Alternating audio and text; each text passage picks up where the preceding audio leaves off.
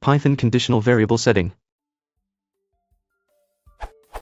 For some reason I can't remember how to do this. I believe there was a way to set a variable in Python if a condition was true. What I mean is this, where it would hopefully set value to a test A if the condition, 1 equals 1, is true. And with that, I was going to test for multiple conditions to set different variables, like this, and so on for just a few conditions. Is this possible?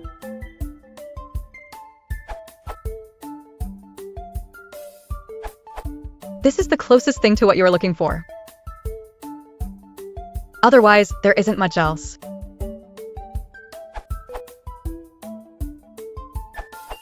You can also do. I prefer this way, D.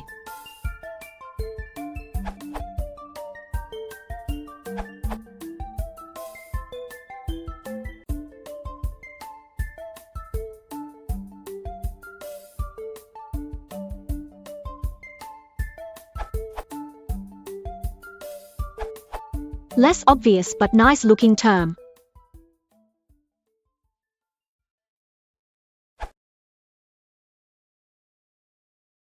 Object tree.